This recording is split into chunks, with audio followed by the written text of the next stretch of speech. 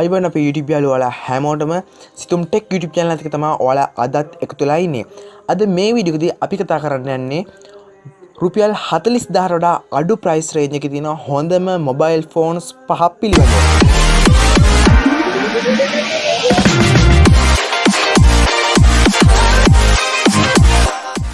පළවෙනි ෆෝන් එක විදිහට Samsung Galaxy A30s ෆෝන් එක මට දක්වන්න පුළුවන්.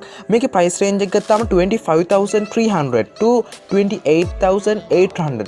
25300 ඉඳලා 28800 වෙනකම් මේකේ price range එක බලා ගන්න අවස්ථාවක් තියෙනවා අපිට. ඒ වගේම මේක 32GB internal memory එකක් සහ 3GB RAM එකකින් සහ dual sim පහසුකම සහ 4G LTE පහසුකම අපිට බලා ගන්න අවස්ථාවක් තියෙනවා. අපි දෙවෙනි ෆෝන් එක විදිහට ගත්තොත් Xiaomi Redmi Note 8 ෆෝන් එක කියන්න පුළුවන්. මේකේ price range එක ගත්තොත් 26800 ඉඳලා 38900 වෙනකම් price range එක අපිට බලා ගන්න අවස්ථාවක් තියෙනවා.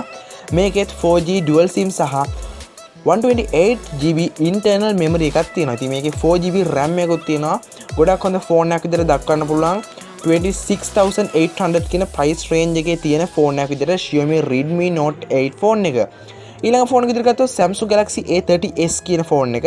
මේකේ තියෙන පහසුකමක් විදිහට 128GB 4GB RAM බලා ගන්න අවස්ථාවක් තියෙනවා. dual sim පහසුකමක් තියෙනවා. මේ ෆෝන් එක 34700 සිට 41900 වෙනකම් වල price range එක බලා ගන්න අවස්ථාවක් තියෙනවා.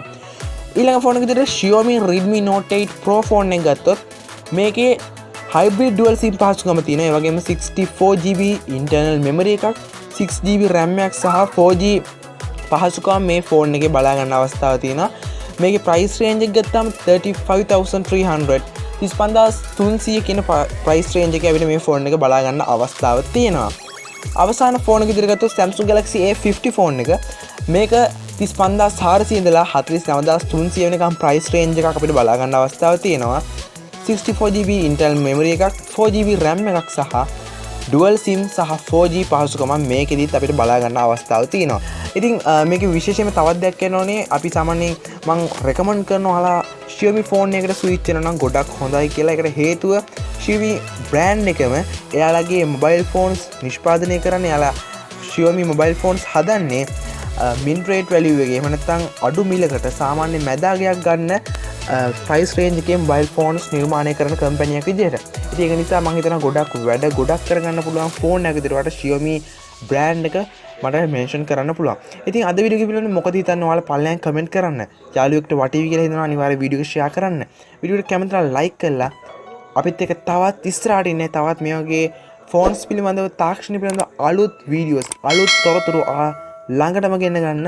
පළල තියෙන රතු පාට subscribe button එක මේක click කරලා හැබැයි තියෙන bell එක මතක තෝ click කරන්න. අපි ළඟ වීඩියෝ එක යමු. ඔයාලා හැමෝටම ජය වේවා.